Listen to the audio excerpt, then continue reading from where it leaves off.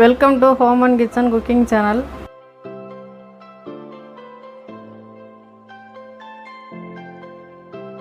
இப்போ கருணை கிழங்கு வறுவல் எப்படி செய்யலாம்னு பார்க்கலாம்.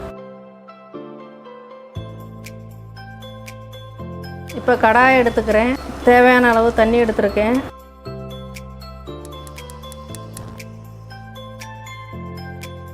கால் கிலோ கருணைக்கிழங்கு எடுத்து கட் பண்ணி வச்சுருக்கேன்.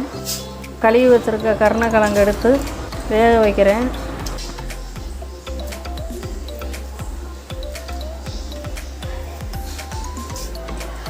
அதுக்கு தேவையான உப்பு, மஞ்சத்தூள் போட்டு வேக வைக்கணும். கிழங்கு 90% வேக வைக்கணும். அதிகமாக வேக வைக்கக்கூடாது. அதிகமாக வெந்துச்சுன்னா கிழங்கு உடஞ்சிரும். இப்போ வெந்துருச்சு. இப்போ தண்ணியை வடிச்சிட்டு எடுத்துக்கிறேன். இப்போ மசாலா தடவ போகிறேன். அதுக்கு தேவையான பொருள் மிளகாத்தூள்,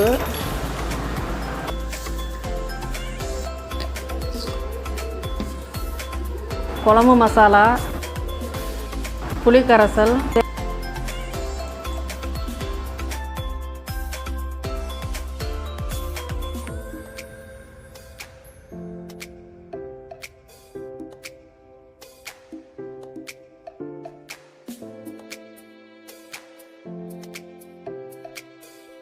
தேவையான அளவு இஞ்சி பூண்டு விழுது, உப்பு ஏற்கனவே சேர்த்துருக்கேன். கொஞ்சம் உப்பும் எடுத்துக்கோங்க. இது எல்லாத்தையும் நல்லா மிக்ஸ் பண்ணி நல்லா பிசைஞ்சுக்கணும்.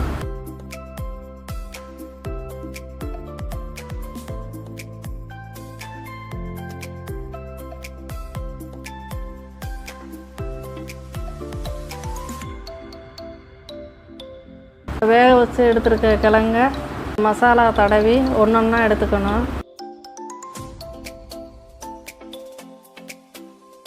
தடவி வச்சுருக்க கிழங்கு அரை மணி நேரம் ஊற வைக்கணும். நல்லா கிழங்கு ஊறிடுச்சு. தோசைக்கல்லில் வறுத்து எடுத்துக்கலாம். இப்போ ஸ்டவ்வை பற்ற வச்சுக்கிறேன். தோசைக்கல் நல்லா சூடாகிருச்சு. தேவையான அளவு எண்ணெய் எடுத்துருக்கேன்.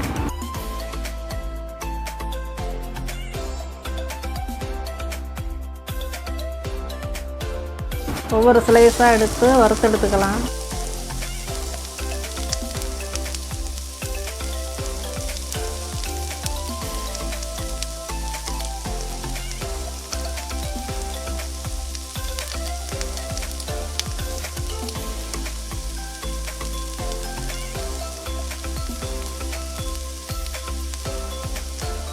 ரோஸ்ட்டாக வர்ற அளவுக்கு வறுக்கணும்.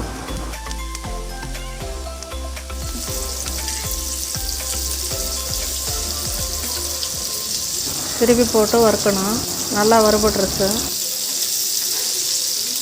மசாலா நல்லா ஊறி உப்பு காரம் எல்லாம் கரெக்டாக இருக்குது. இந்த அளவுக்கு வறுத்து எடுக்கணும்.